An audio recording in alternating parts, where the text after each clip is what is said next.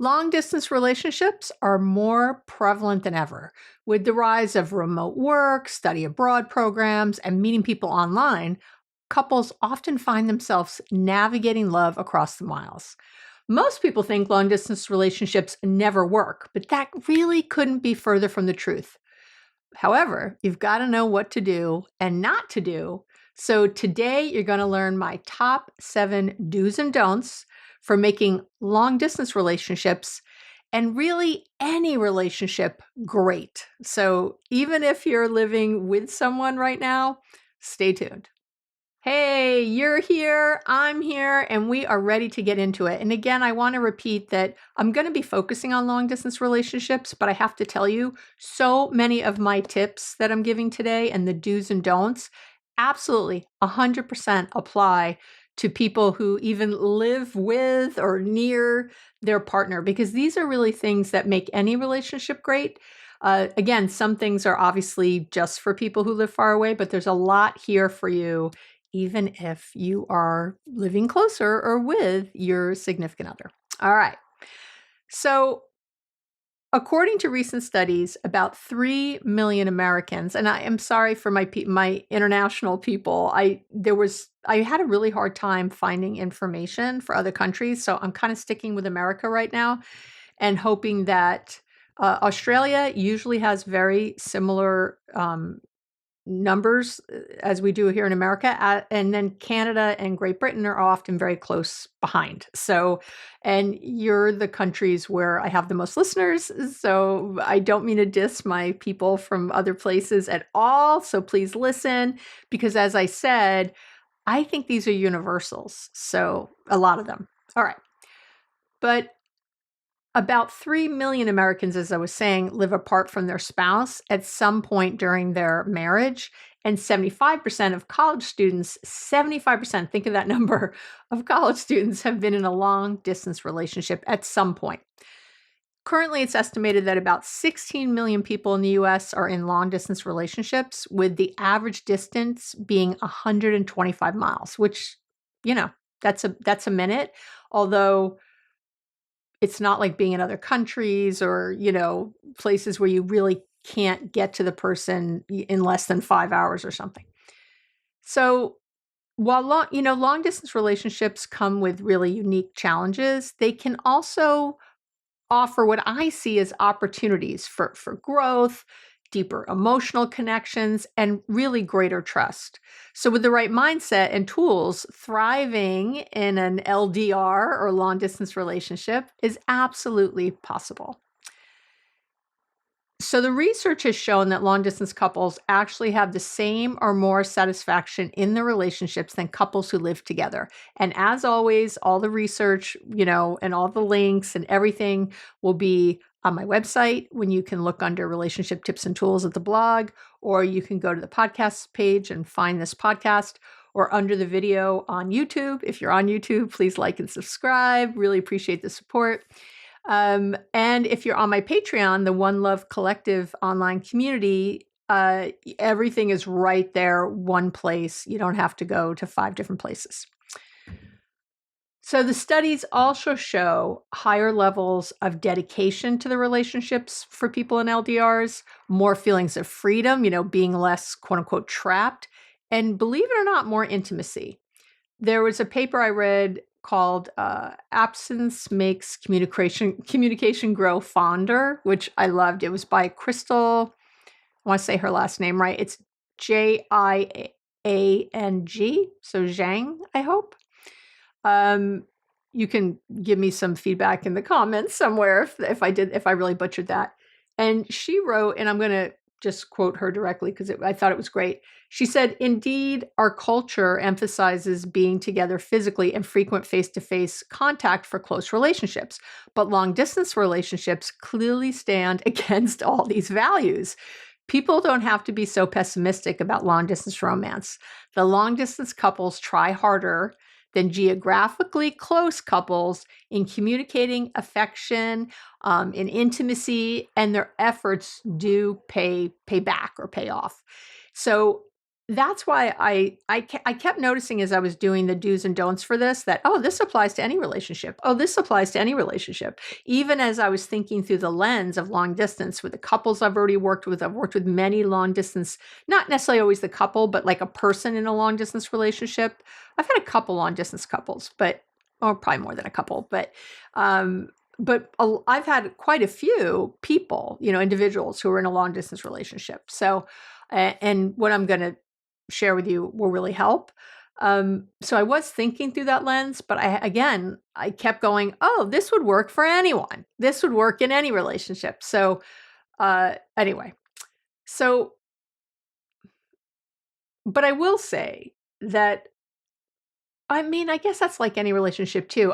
Long distance relationships often start with a certain kind of excitement because you're navigating the novelty of being apart while really cherishing and holding close the times you do get to spend together.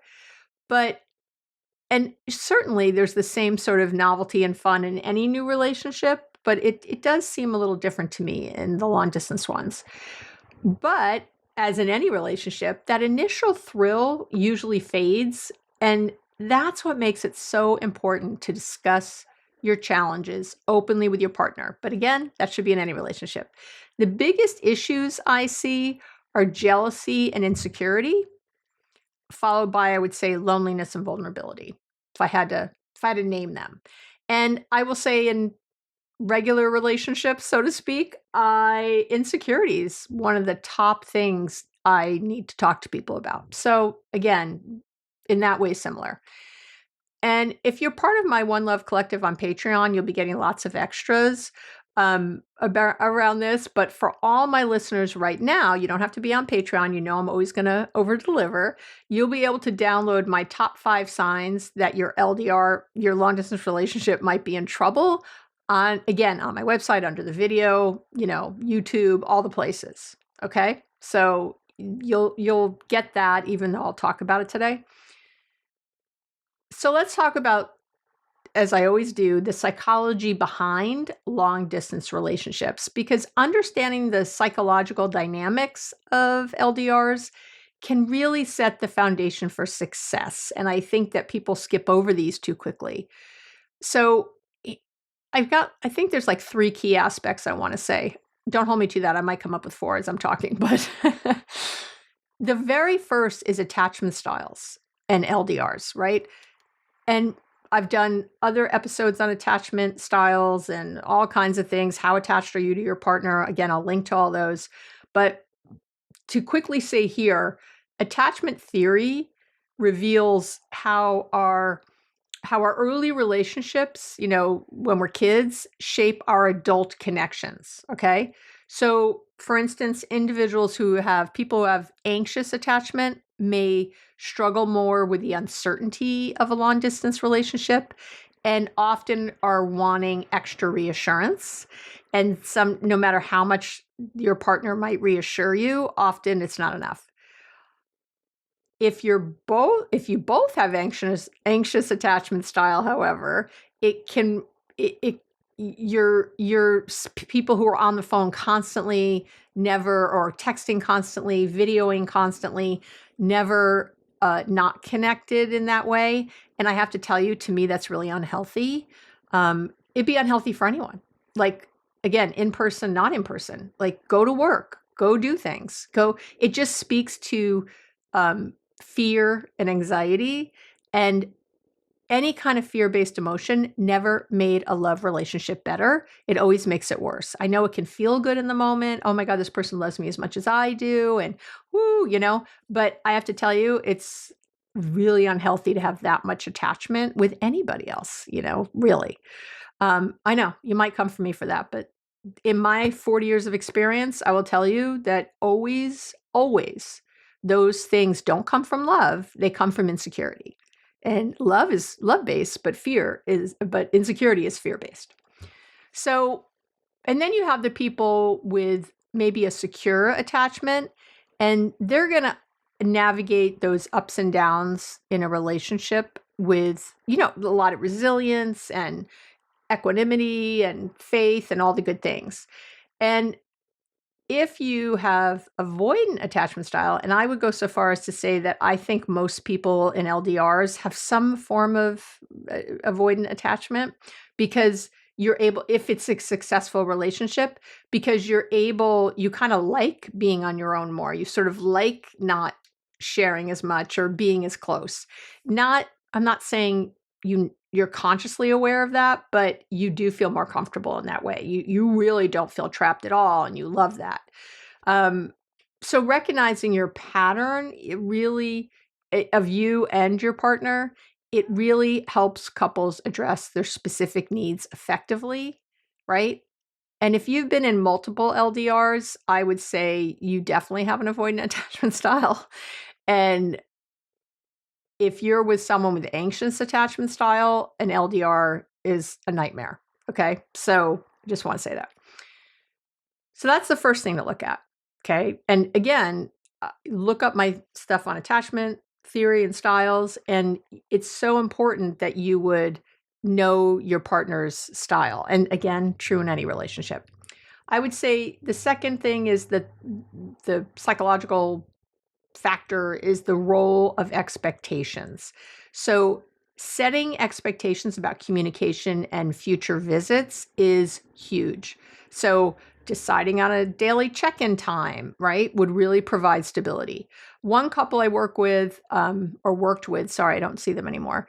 They agreed to video call every Sunday evening, which really created like a ritual that became a comforting really anchor in their relationship. Okay.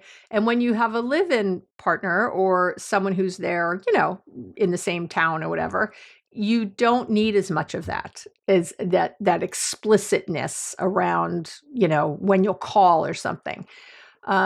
And then the third thing I would say is there's sort of I don't know how to say this well. There's sort of a paradox of independence and closeness, right? So one of the unique benefits of LDRs is the opportunity to cultivate your independence. So, pursuing personal goals, maybe you enroll in a course or start a new hobby while maintaining emotional closeness. So, couples often find that growing individually strengthens their bond because you have two strong people coming together. And so when they are together, when they reunite at any point, it feels like you're really with a whole person, which feels great. You really feel like this person's making a choice to be with me. They want to be with me. They have a full life, and I am this huge kind of value add to it. Okay. So let's talk about the do's and don'ts of making a long distance relationship or any relationship great. Not all of them apply to any relationship, but like the first one. But stay with me. So the do number one, I think I have 8 of these, is to make a schedule. If you were living together or again, saw each other all the time, you'd have some kind of schedule, right? You do. You know when your partner was coming home or where they were during the day. You know what's going on. It's a little different with LDRs. It's while it's not needed to know like where the other person is every minute or to check in every time they leave somewhere, it's good to have a schedule for when you'll connect, which I mentioned earlier. When you're thinking about that schedule, here are the questions I want you to ask. When are you at your best time? What time of day? That should be a time when you are talking. Now, this is hard sometimes depending on how far away you live, because it might be someone's bedtime and that's their worst time, and someone else's morning time and that's their worst time, right? So you really have to think about this, because when you're exhausted at the end of a long day and this is not your time and you just want to wind down, your chances of sharing like something big go out the window. You don't want to at that point. My Gary knows I've worked with clients all day or I've been doing things all day. At night is not, even earlier in the night, 6:00 or something, I have a hard time wanting to really share on any kind of deeper level. So I'm not going to say if something hard happened for me that day, this is not the time I'm going to share it. I might share it first thing the next morning. I might even call him at work and say, hey, do you have a few minutes? Or in the morning before we both leave the house. But do you know what I mean? So really you should ask yourself, when are you at your best? What time of day is that? And try your best to schedule things then. When you think to yourself, when can you devote unrushed time and full attention to conversations? There's a lot of miscommunications. There's a lot of problems because someone is just kind of not at their best time. So they're impatient. They skip over things. They maybe dismiss things you're saying. A lot of it has to do with bandwidth, with where people's minds are at. So you really have to spend time on this. This is a very big deal, again, in person couples or not. And I need to say that if your partner refuses to schedule times to chat or constantly forgets or is always rescheduling, I really see that as a big red flag. You really have to take a step back and think about whether or not this relationship is going to work for you. And I'm not saying this is a bad person or anything else, but you really have to figure that out. And if you haven't, my Boundaries Made Easy book, I would really highly recommend if you want to go deeper on this, how to make these boundaries together, how to hold to them, all that. Or I have an Amazon #1 best-selling book called called Be Happily Married, Even If Your Partner Won't Do a Thing, which I have always assigned to my long distance couples. So I'd highly recommend it. I don't know. I would just say that. Both these books are on Audible too, and you can get them other ways, but I'm just saying. All right, the number one don't to go with that is constantly checking in. Like I sort of already mentioned, constantly checking in with your partner all day or night is a sign of poor boundaries. It's a sign of low self-esteem, insecurity, again, fear. So whether you're in a long distance relationship or not, it's the same. I, of course, never mean to be, I don't ever want to be harsh with you, but I'm really not going to sugarcoat with this. And if you examine when you get the urge to check in with your partner, the vast majority of the time, it's because if you go beneath that first thing, like, oh, I miss them. Why do you miss them? What's really going on? It's because you're anxious, insecure, or jealous. I promise you, otherwise you'd be fully engaged in your day. You would be fully engaged at work. You'd be fully engaged with whatever you're doing and not thinking about your partner at all. So I've never texted or called partners during the day ever. We're both at work. It's like we both have a lot of things to do. If I had something horrible happen or really scary happen, or I just needed their love and support, of course I would. But that happens a few times a year. I mean, literally. So I really want you to think about it. And since you have a set time, you'll be chatting, really resist the urge to pick up your phone and let's, and really it'll give you something to talk about when you do speak. I have to admit, I never know what couples talk about later when they've been checking in all day about every move they're making or how they feel or what happened is what I have for lunch or whatever. I don't know what to say. I would have nothing to say to Gary at all at night. And I'm not saying that your relationship should be like mine. I'm not, but I am saying you need to look. Okay. And I used to be someone who checked in a lot. I will tell you that. And I realized where it was coming from and I stopped. I shouldn't say I realized. My therapist realized and called me out. So I'm calling you out too. Do number two. So number two to do is to set expectations clearly. You've got to be on the same page when it comes to the ground rules for the relationship. So how fast should a response to a text be? What form of communication do you both like best or will work best for both of you? Who can be more flexible with their schedule to accommodate the other one if that's needed? When do you need connection the most? Bedtime, first thing in the morning, middle of the day check-in, right? How often are you going to communicate? Do you see? These are you got to set this up so explicitly. And don't number two is make assumptions. Do not assume anything. Again, this applies to in-person relationships too. It's important to make everything crystal clear. Did I say crystal? crystal clear so there are no misunderstandings. And in my experience, people don't tell their partners what they really need or want because they don't want to seem a certain way. They don't want to seem clingy, needy, scary, too much, whatever. They're afraid they're going to lose them, so they don't say the thing, but this is what's going to cause an unhealthy relationship. These things will absolutely, they always create issues later. So it's better to know up front. It really is. Fear has no place in a love relationship. I don't know how many times to say that.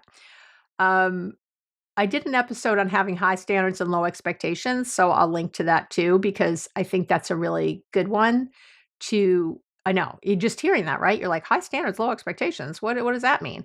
So that would be a great one to listen to if you're in this space. Do number 3 is to create time together that feels easy and relaxed. So when you finally get to spend in-person time with your partner or during a dedicated call, prioritize ease and relaxation. I really think you have to. Instead of cramming, especially in person, instead of cramming your time with back-to-back plans or intense discussions or, oh, I'm going to wait till I see him in person to talk about this or whatever, focus on being present and really enjoying each other's company. So, I mean, just cooking a meal together, watching a favorite show, taking a walk while chatting about life. This approach allows you to connect without unnecessary stress, creating, you really want to create memories that are joyful and effortless. And these kind of moments, these simple moments really help strengthen your bond and remind you why your relationship is worth the effort. But what I have found with couples I've worked with, and again, individuals who are in LDRs, is that they put so much pressure. They're always like taking off to Jamaica or taking off to whatever, meeting somewhere fantastical and wonderful, which is great. But you also have to have this time of just hanging out together. And I would say if you want this, if this LDR works for both of you to stay this way, to just stay like this is a person, but I only see them a few times a year, and you're not planning to like move in together later, which is okay, by the way, it's fine. Then if you're not planning to move in or eventually be in the same space, then no problem. If you want to just go on fun vacations and do that with this person, party on. But I will tell you almost as a guarantee that if that's all you've been doing and now you live together, it's you don't know how to talk about bills, you don't know each other's finances, there's so many big conversations that need to happen before, right? You come in, do that. But if you're in, the Bahamas all the time or somewhere like that, then, and having just these beautiful moments, then you're really not getting to those conversations, and you're in fantasy land and this is when I see people getting married too quickly and then divorced very quickly. I see them, getting, the expectations are way off about what's real life. So I would say, again, the don't number 3 to go with this is don't put too much pressure on your shared time together. It's really easy to feel like every moment together, needs to be perfect, but there's pressure there. And that leads to disappointment and frustration every time. So, expecting every visit to be, magical, filled with grand gestures, incredible sex, really detracts from the simple pleasure of being with each other. So I would say instead of aiming for perfection, you focus on authenticity. Allow room for things to flow naturally and accept that not every moment will be, Instagram worthy. This mindset, just thinking in this way is really going to help reduce stress, and it's going to ensure that your time together, that it feels genuine instead of forced, right? Okay. Do number 4. I call this one, be there even when you're not. Okay. So even when you're not living together physically, it doesn't mean you can't be there. Okay. So I want to say this. So there are a number of great ways to do this.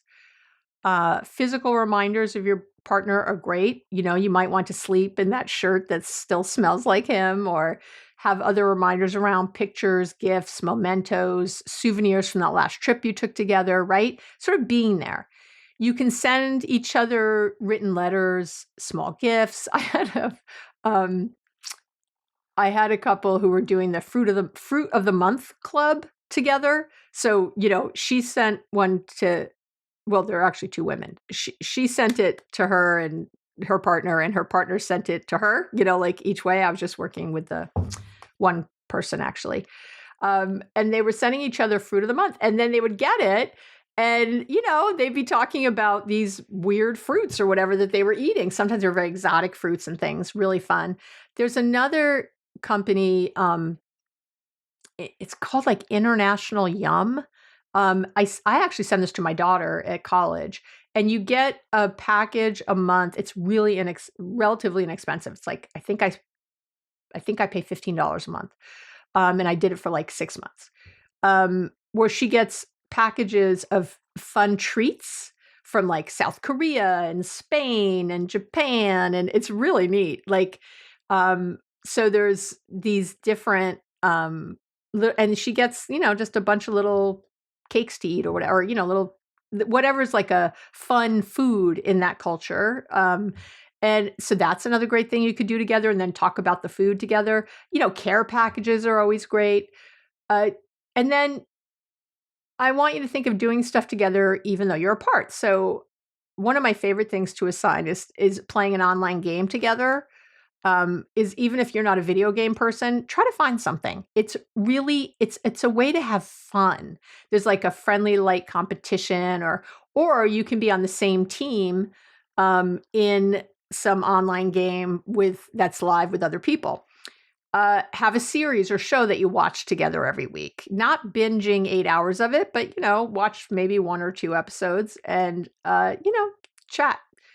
Video chat while if he's shopping for clothing, you could help him pick out that perfect shirt on a video chat.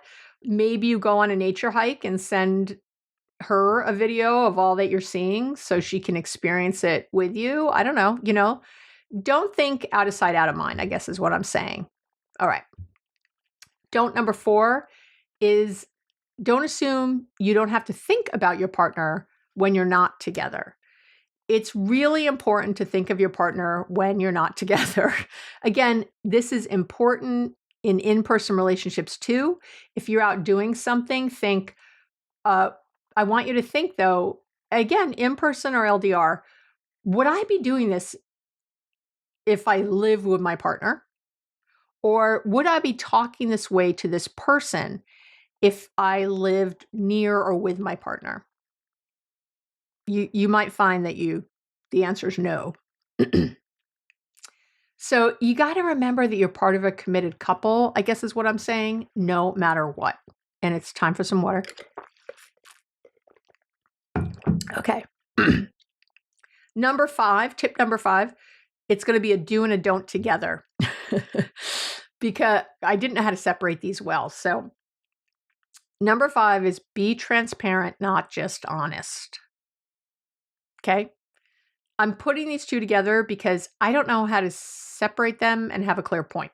But honesty and transparency, I know they're often used interchangeably in conversations about relationships, but they're distinct concepts with different impacts.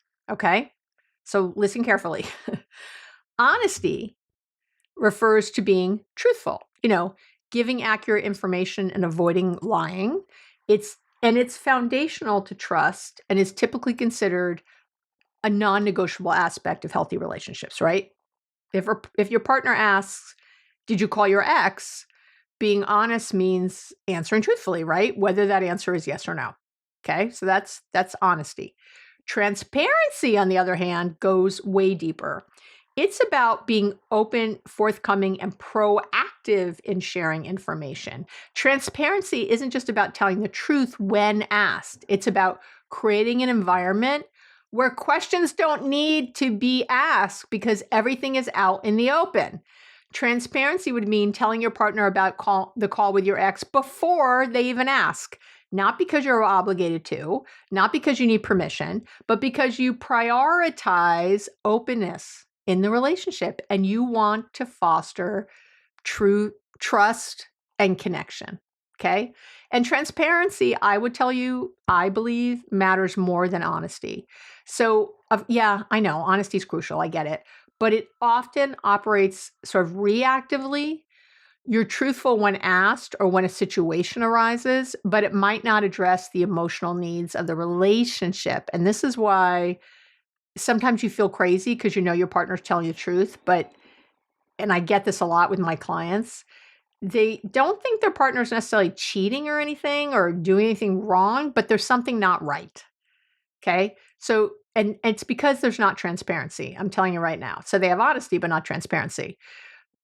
Transparency is proactive, not reactive. It's proactive. And it really demonstrates a deeper level of commitment to the relationship's well-being.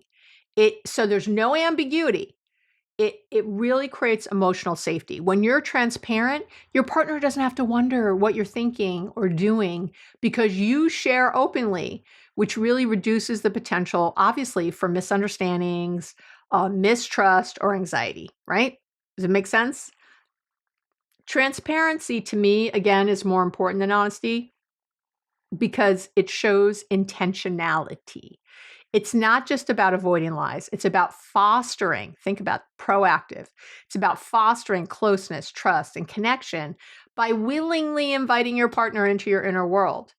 So an honest partner might admit they've been feeling distant when asked, right?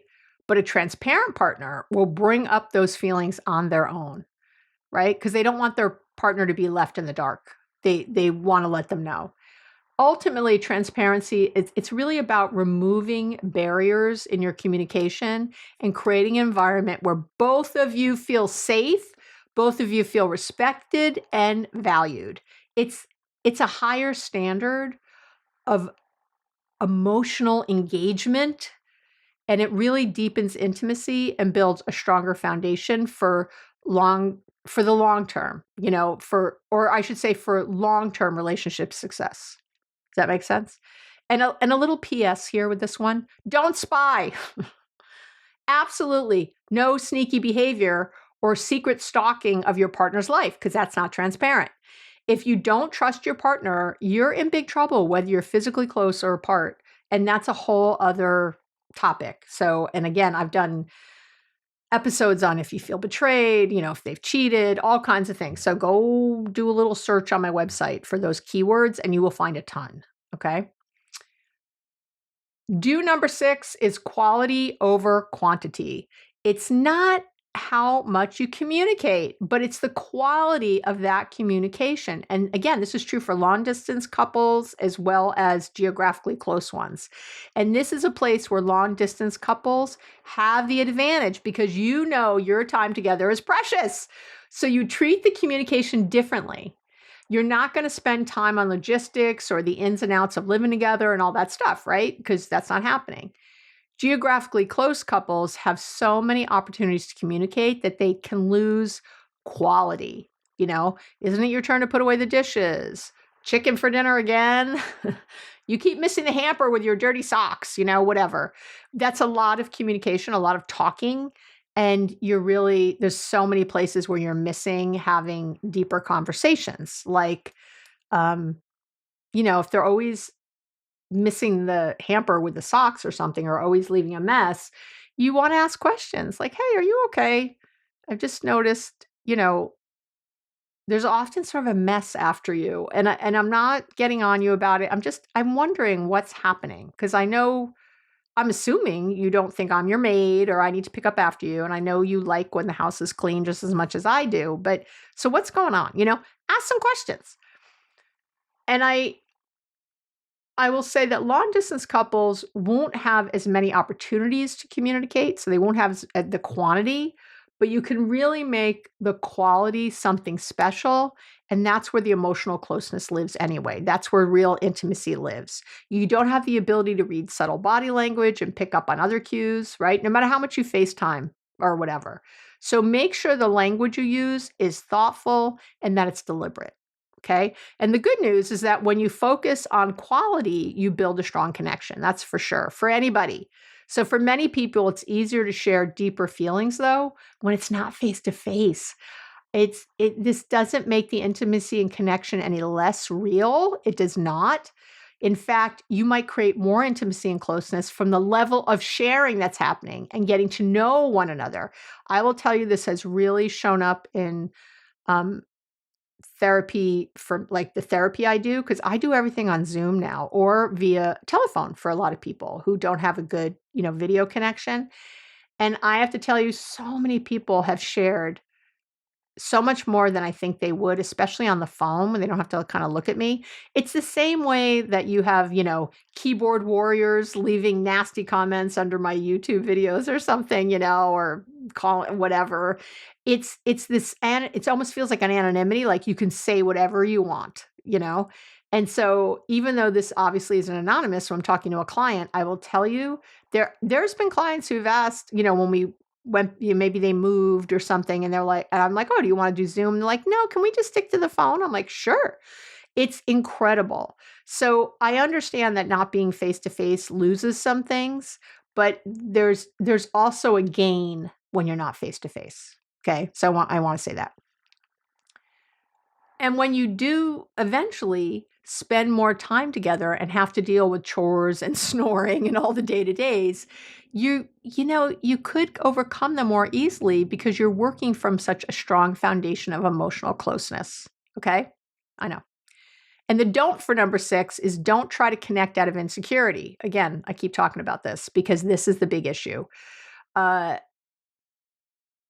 Doctors Diane Rudolph and Philip Lee, they co-head the couples therapy at Weill Cornell Medicine and School, and they say when the communication is hijacked by insecurity, the anxious partner will not be reassured no matter what, and the other partner will be turned off by the constant checking in.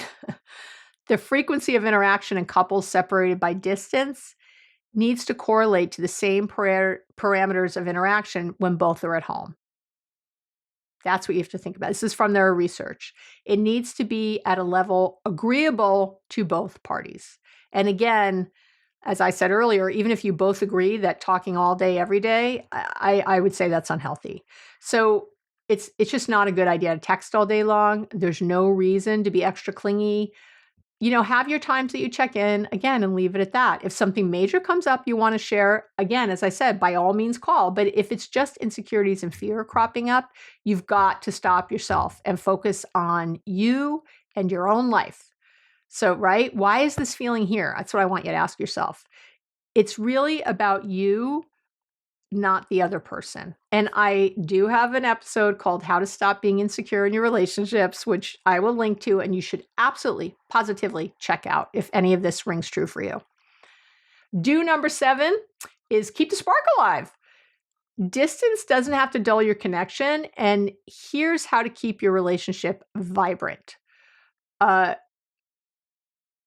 You really need to have creative ways to stay connected, okay? And I know I've already talked about these, but I'll say a few more, sending care packages with handwritten notes, small gifts, again, watching movies together in real time, competing in online games or doing virtual escape rooms they have. How do you like that? I didn't even know that until, I had a client tell me. And I'm going to actually give you more suggestions here when we talk about sex. And remembering that emotional intimacy can be nurtured through thoughtful gestures. So I'm thinking of a couple I worked with. So this was both people I worked with in an LDR. They started this shared journal where they wrote letters to each other and mailed it back and forth, mailed the actual journal back and forth. I had, and because they gave me that idea, I told another person who I was working with individually, who was an LDR, that you could do the same thing, obviously, with having like something online, a little easier, like a Google Doc, where you were putting things and sharing it. And so, and they started doing that. Definitely celebrate milestones, anniversaries, personal achievements. There should be some virtual celebrations. And here's a really good one. I had a man I worked with. So I worked with him, and he sent his partner, who happened to be a man, in an LDR. He sent a surprise dinner delivery to his partner, but he also sent the same dinner to his own address. And they sat and ate it at the same time. Like, so, they made a date, and he just told his partner, like, something special's coming for dinner. And, oh, okay, And this is a great example of creating a shared experience, despite the miles that were in between them, right? So great. I mean, you can't do that every day, but it's wonderful. And number 7 is this: don't have a boring sex life. The biggest thing you miss in a long distance relationship is physical closeness, right? I mean, come on. You can't have actual sex, cuddle on the couch, or spoon in bed when you're physically apart. This is where you need to get creative. Don't just wait for those times you're together to have great sex, okay? So you can do things like schedule virtual intimacy dates, set aside, dedicated time to connect intimately online. So obviously you could have a video call where you both dress up or down and share fantasies. Definitely some dirty talk, or get into mutual masturbation together, or just exploring, telling your partner to touch yourself here, touch yourself there, doing it for them. All awesome things to do. You can also there's app-controlled intimacy devices that I've often recommended to my couples that you can use them remotely. And that's going to add, I know, real physical connection, excitement, despite the distance. So do some internet searching. You'll be amazed at all the options. There's a ton of things. I'm not even linking them because there's so many. So it depends on what you like. But you could even operate something on your end where maybe your partner has a vibrator of some kind on their end, and and by the way, vibrators are really good for men too. And you're controlling it on your end. So really, I think, amazing. By the way, in-person couples, really great thing to do. I can say that from personal experience. You're like, too much information, Abby. Too bad. Another thing you could do, which I've had people do, is, send flirty texts or voice notes, send playful, suggestive, or, I don't know, really steamy messages to really keep that spark alive. Voice notes can make it, I think, more personal and sort of enticing than a text. You can share a private playlist. Create a shared playlist of songs that set the mood for intimacy, and then you can play that music during a sexy video chat, right? I love the idea of writing like hot erotic letters or texts or videos where you're really expressing your desires or just fantasies. And I want to be clear about fantasies. You don't have to fulfill these. So really go for it. So for example, you might write out a fantasy of having a threesome, even though that's not something you want to do in real life, but it's still hot to fantasize about. So, right? Just go for it. You're not committing to anything. I think surprising each other with intimate gifts, lingerie, personalized photo book, or even an envelope, a list of things you'd like to try together when you're together again. I really love when couples read erotic stories together. Again, really great for in person also. So pick a story or write one yourselves, I don't care, and then take turns reading it out loud to each other. And this really it's really like a shared experience, and it builds the emotional and physical anticipation. It's really fun. I would also say be playful and adventurous. Don't be afraid to experiment with what makes you both comfortable. Play games, send secret messages, create a shared intimate challenges to spice things up, anything like that, right? Really, really good. So it's 7 do's and don'ts, not 8. Sorry. Just thought of that. I don't have another one. I can't. Yeah, I think I covered them all. So I want to end with this. Thriving despite the distance. That's what I want to say. I want to say that long distance relationships require effort, but they can also be really deeply rewarding. They foster trust, prioritizing quality communication, and really keeping the spark alive. And by doing those things, you can build a relationship that's not only resilient, but also really enriched by this attention, focus, these challenges you've had to overcome. So distance isn't a barrier to love. It's an opportunity to deepen connection, to grow individually, and build a foundation of mutual respect and commitment. And you have to shift your mindset from this won't work, or I just want to be together, to what's real, right? If this is real, that you're long distance, then really shift your mindset into that this is an opportunity for all these wonderful things. It's not a barrier to love. Okay. All right. So that's it for today. If you are interested in signing up for the One Love Collective, where we have live Q&As with me, where you get all kinds of extra journaling prompts and all kinds of extra fun things, worksheets, other things, and where you get early releases of the podcast, where you have it with no ads. If you're interested in that at all, definitely check out, there's a Patreon tab on my website, or you can go to patreon.com/Abby Medcalf. You can do any of those things. You can sign up. The tiers are $5, $8, and $12. And you get varying levels of me and, goodies with that. So check it out. See if you're interested. It's a wonderful way to support me. And the more I'm supported in this way, the more I can do, like the more I can give. So, because I will have time to do more for you, which is something I'm really craving at this point in my life. All right. That is it. I hope this was really helpful. Again, if you're in an LDR or not, I hope this was really helpful. As always, I am very full of love for you and for our connection, and just so appreciative of it. It really means the world to me. So thanks for being here with me. All right. Love you and have a great week.